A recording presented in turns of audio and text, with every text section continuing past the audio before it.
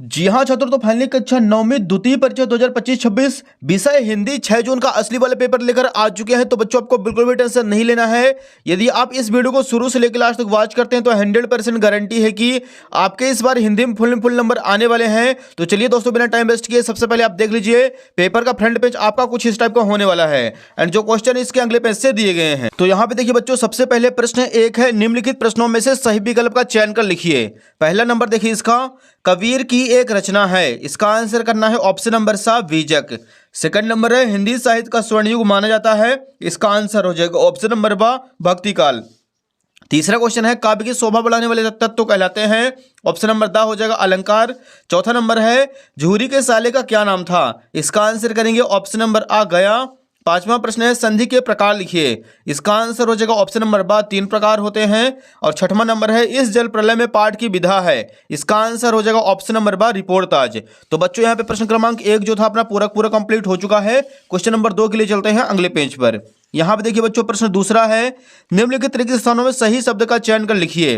पहला number question है, मखमली टमाटर हुए डेड डैश। तो इसका आंसर करेंगे लाल। दूसरा है, रस के 10 प्रकार होते हैं। तीसरा क्वेश्चन है, महाकाव्य में जीवन का संपूर्ण चित्रण होता है। चौथा है, फोटो में प्रेमचंद के साथ उनकी पत्नी भी हैं। पांचवा है, सदाचार का विलोम दुराचार होता है। और छठवां है, मेरे नाना पक्के साहेब माने जाते हैं। तो बच्चों यहाँ पे प्रश्न दूसरा अपना जो खाली स्थान था वो भी कंप्लीट हो चुका है। अगला देखिए प्रश्न तीसरा है, निम्नलिखित जोड़ियों का सही मिलान कर लिखिए। एक साइड है स्तंभ आ, दूसरे साइड है स्तंभ बा। पहला नंबर देखिए माखनलाल चतुर्वेदी। तो इसका आंसर करेंगे एक भारतीय आत्मा। सेकंड नंबर है रस के अंग। तो इसका आंसर हो जाएगा 4 होते हैं। तीसरा है बच्चों ल्यासा की ओर राहुल संकृत्यायन। चौथा है महादेवी वर्मा। इसका आंसर हो जाएगा नीरजा निहार रश्मि। पांचवा है रात का तत्सम। इसका आंसर करेंगे रात्रि। और छठा नंबर है रीढ़ की हड्डी। इसका आंसर हो जाएगा श्री जगदीश चंद्र माथुर। तो बच्चों यहाँ पे प्रश्न तीसरा जो था वो भी अपना पूरा कंप्लीट हो चुका है। इसका भी आप लोग स्क्रीनशॉट ले लीजिए। अगला प्रश्न देखिए, यहाँ पे प्रश्न चौथा है, निम्नलिखित प्रश्नों का उत्तर एक शब्द वाक्य में लिखिए। पहला प्रश्न, मानसरोवर से कवि का क्या आशय है। इसका आंसर लिखेंगे मन रूपी पवित्र सरोवर जिसमें मनुष्य को स्वच्छ विचार रूपी जल भरा है, मानसरोवर कहलाता है। सेकंड नंबर क्वेश्चन है, कविता के शाब्दिक अनुशासन का नाम क्या है। इसका आंसर हो जाएगा छंद। तीसरा प्रश्न है, साहित्यिक पुरखे किसे कहा गया है। इसका आंसर करेंगे मुंशी प्रेमचंद्र को। चौथा प्रश्न है, बल शब्द में वान प्रत्यय लगाने से कौन सा शब्द बनेगा। इसका आंसर हो जाएगा बलवान।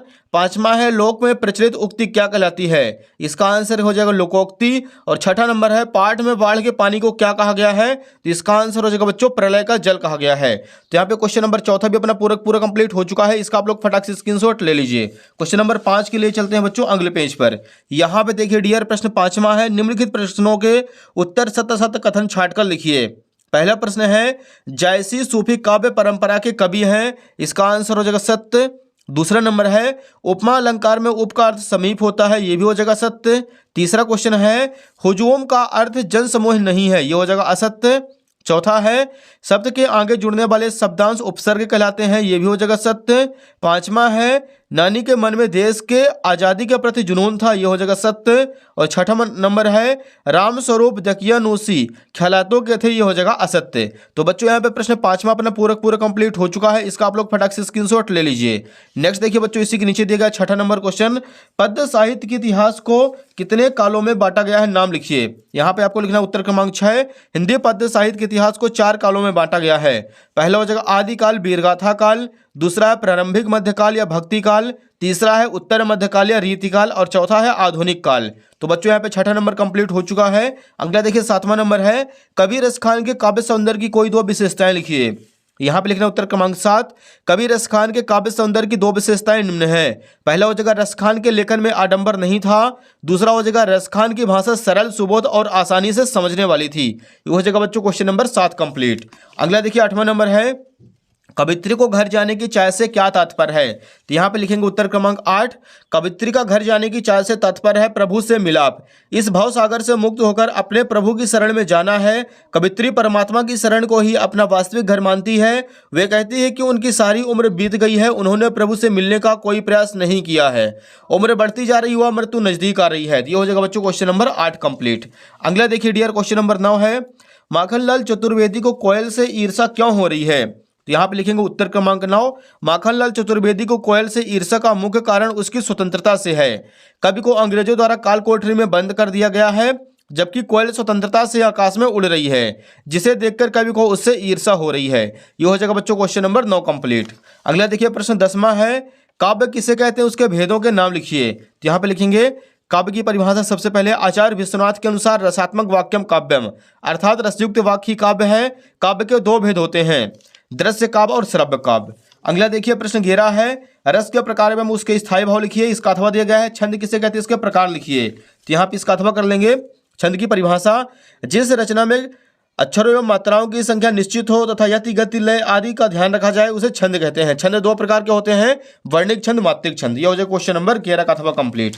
अगले देखिए बच्चों प्रश्न 12 है, गद्य साहित्य की प्रमुख विधाओं के नाम लिखिए। तो यहाँ पे आपको लिख लेना उत्तर क्रमांक 12, निबंध, कहानी, उपन्यास, नाटक, आलोचना, रेखाचित्र, संस्मरण, जीवनी, आत्मकथा, यात्रा संस्मरण आदि गद्य की प्रमुख विधाएं हैं। प्रश्न 13 देखिए, प्रेमचंद के साहित्य की कोई 2 विशेषताएं लिखिए। तो यहाँ पे लिखेंगे उत्तर क्रमांक 13, प्रेमचंद के साहित्य की 2 विशेषताएं निम्न है। पहला हो जाएगा, प्रेमचंद की रचनाओं में जन साधारण की भावनाओं, परिस्थितियों और समस्याओं का मार्मिक चित्रण है। दूसरा आपको करना है, प्रेमचंद की रचनाओं में सरल भाषा का प्रयोग किया गया है। ये हो जाएगा क्वेश्चन नंबर 13 कंप्लीट। अगला देखिए 14 नंबर है, कांजी हाउस में कैद पशुओं की हाजिरी क्यों ली जाती थी।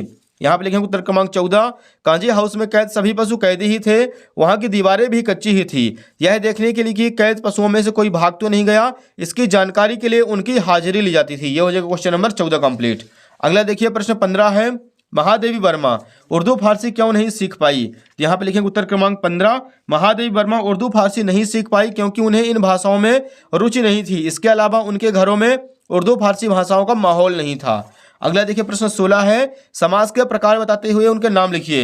यहाँ पे लिखिए उत्तर क्रमांक 16, समास के 6 प्रकार होते हैं, तत्पुरुष समास, कर्मधारय समास, द्विगु समास, द्वंद्व समास, बहुब्रीहि समास, अव्ययी भाव समास। ये क्वेश्चन नंबर 16 कंप्लीट। अगला देखिए 17 नंबर है, गोलंबर के पास जनसंपर्क की गाड़ी क्या ऐलान कर रही थी। तो यहाँ पे लिखेंगे उत्तर क्रमांक 17, गोलंबर के पास जनसंपर्क की गाड़ी बाढ़ के पानी के विषय में घोषणा ऐलान कर रही थी कि जनसंपर्क विभाग की घोषणा के अनुसार बाढ़ का पानी। अगला क्वेश्चन देखिए प्रश्न 18 नंबर है बच्चों, निम्नलिखित काव्यांश का संदर्भ प्रसंग सहित व्याख्या लिखिए। तो यहाँ पे आपको लिख देना उत्तर क्रमांक 18, संकेत लिखेंगे सबसे पहले ऊंचे कुल का डैश डैश करके निंदा सोई। इसके बाद संदर्भ में लिखेंगे प्रस्तुत पद्यांश हमारी पाठ्य पुस्तक क्षितिज भाग 1 के ऊंचे पद नामक शीर्षक से लिया गया है, जिसका रचयिता कबीरदास है।